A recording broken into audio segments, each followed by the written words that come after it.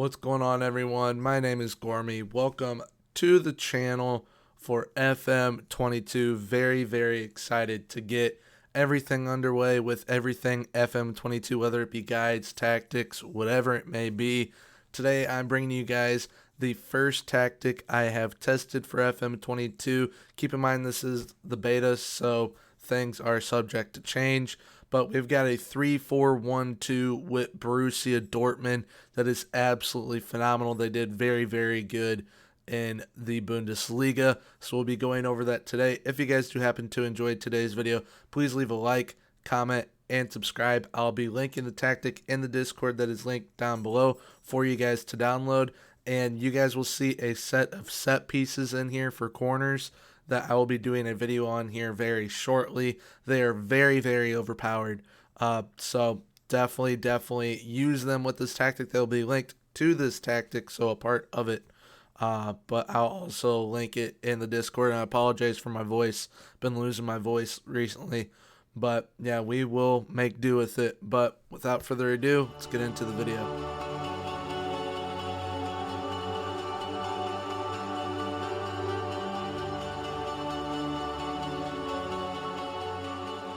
Alright, so here we are with the 3-4-1-2 Terminator.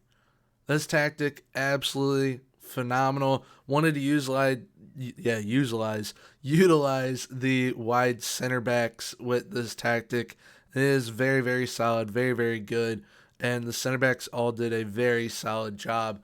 The wide center backs are going to be very interesting this year when it comes to tactics because of how they can be used in either a defensive support or attacking role. So you guys will definitely see tactics done with all those here on the channel.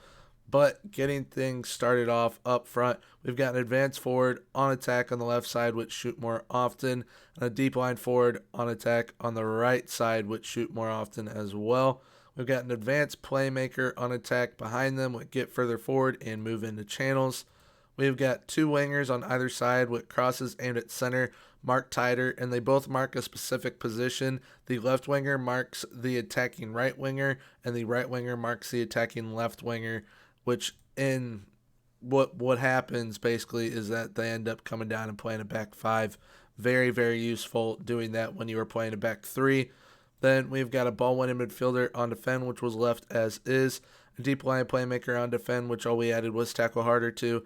And then the wide center backs, we've got cross less often, dribble less, and tackle harder on both of them, as you can see there. Then the central defender on cover has tackle harder, and the sweeper keeper on support was left as is. We played with a positive mentality. Our attacking width was wide. We passed the ball into space and played out from the defense, so playing out from the center backs and the wide center backs. Doesn't include the wingers, but I mean, they would have included them on the play no matter what. We worked the ball into the box. We had a standard passing directness and a higher tempo with dribble less. When we were in transition, we counter-pressed and countered, and we distributed quickly to the center backs. And then when we were out of possession, we had a much higher line of engagement, a higher defensive line, more often trigger press, which is pressing intensity, so more often, and then prevent short goalkeeper distribution. And then, like I said, with the corners, we have got the elite corner set piece tactics and elite set piece tactics that I had in FM21, carried them over to FM22, and they're even better this year. They will be attached to this tactic so you guys can use them with this tactic, but I'll be doing a video on this in the very near future, probably in the next week or two, so definitely keep an eye out for that. But yeah, let's go ahead and get into how Borussia Dortmund did in the Bundesliga. Alright, so here we are. Borussia Dortmund won the league with this tactic. They beat Bayern Munich out by 3 points. Lower point total, but tactic very solid. They scored a boatload of goals in the league, which I was very happy with. We did get knocked out in the first round to Liverpool in the Champions League, and unfortunately we underachieved in the DFB Pokal, but I mean that was okay because we ended up winning the league, so we will definitely take that. And then the German Super Cup, we were runners up to Bayern Munich. Now, getting into how we did team overview wise, Borussia Dortmund with 100 goals in the league. Next highest was Bayern Munich with 89, and the next highest after that was Freiburg with 56. So we played very, very solid overall. Most shots for, we finished in second with 607. And then few shots against, we finished in fourth with 397. Best pass completion, we were in eighth with 88%. We are not in most possession. However, we are in most tackles won, coming in seventh with 576. We were not in most dribbles made either, but most shutouts, we were in first with 20, and then fewest conceded. We only conceded 29 goals. So at 3 in the back, only conceding 29 goals, it's absolutely phenomenal. Getting into the player overview, most goals in the league, we have 3 players in. Now, Erling Haaland, 39 goals, just beating out Lewandowski, who had 37. Daniel Malin had 15. And then Axel Zagadou had 15. And I don't know if you guys saw on the previous screen, but we had 17 goals from corners in the league, which is absolutely phenomenal. I think the next highest was 9. But most assist-wise, Rafael Guerrero with 18 assists. Marco Reus and Thorgan Hazard both with 10. Most shots, Erling Haaland coming in second with 173. Most player of the matches, Erling Haaland in second, tied with Lewandowski with 7. And then Axel Zagadou had 5. He had a phenomenal season.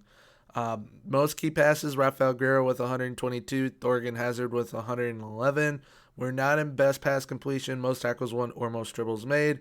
But we are leading in shutouts with Gregor Kobel with 20.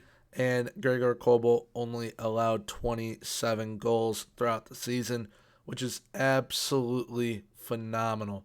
We did very, very well. Getting into the team overall and how we did, Erling Haaland in 45 games had 46 goals and 11 assists.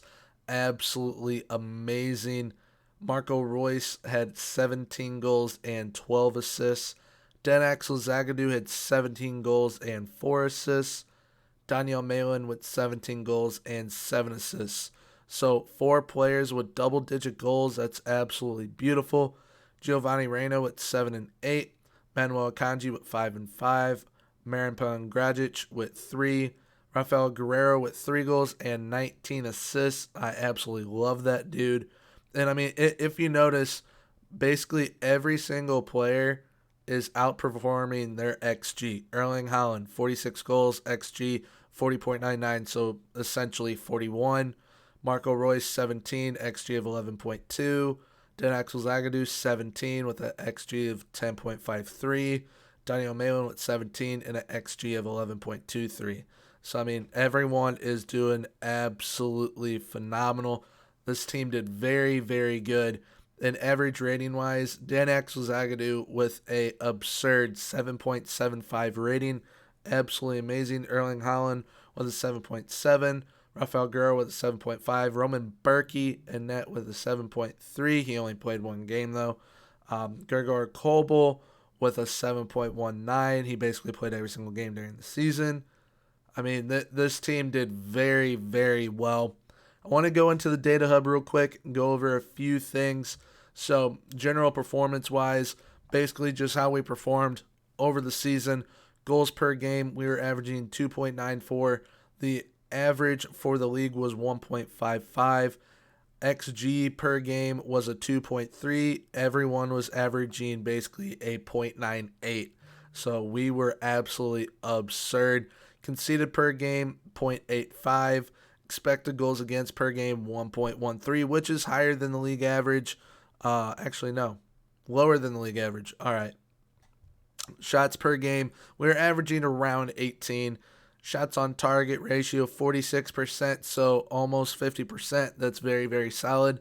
Pass completion ratio, 88%. Well, 88.5 actually. Then tackles won ratio, 81%. Very, very nice.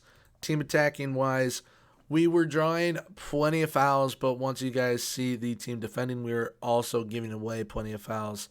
But I mean, overall, you guys saw plenty of this, but dribbles per game, we were under the league average and just under the league average. Cross completion, we were very, very solid. with 27%, which was 3% more than anyone else in the league. But we were very, very good at drawing fouls. Very, very good at drawing fouls. Now, team defending wise, like I said, we were giving away a lot of fouls. 2.1. Actually, no. Okay, that makes 0 sense. 2.10 fewer than the Bundesliga average, yet our average is out here. Doesn't make much sense. But we were very, very solid defensively. Our tackles won ratio with 81%. That is why we were in the top 8. Interceptions per game, 18.6. If we could have had 20, that would have been ideal because, that would have just proven how elite this tactic is this early on in the game. Blocks per game, we had 9.15. We were not a big clearance type team. We were averaging 4.19 fewer than the league average, but it is all right. Now, attacking efficiency-wise, we were absolutely phenomenal. We scored 100 league goals, and we were basically the elite of the elite with aggressive shooting and clinical shooting because Bayern was more towards the wasteful shooting side, but we were more towards the clinical shooting side on both with passive shooting and aggressive shooting. So Borussia Dortmund was very, very good with this tactic. And then I want to show you guys the pass map from the most previous game because I couldn't really find one for the overall season. But I absolutely love how it looks. Now, keep in mind, wingback Axel Zagadou. We've got Mats Hummels as not wingback, I meant wide center back. Mats Hummels, the central defender, and then Emre Can was the ball-winning midfielder, so he would drop. We got Thorgan Hazard up here on the wing, Axel Witsel towards midfield, Jude Bellingham in midfield, Marco Reus, Daniel Malin, Rafael Guerrero, Erling Haaland. So I guess actually Emre Can was playing center back for that game. But, it just shows how much of a variety there is with this tactic. Absolutely love this tactic. I highly, highly suggest giving it a go if you're trying to rock a 3 in the back and give the wide center back a go. Now, this was tested with wide center back on defense, so keep that in mind. If you want to try it with support or even on attack, definitely give it a go. I would suggest trying support first before attack. But yeah, with all that being said, let's see how this performed in game.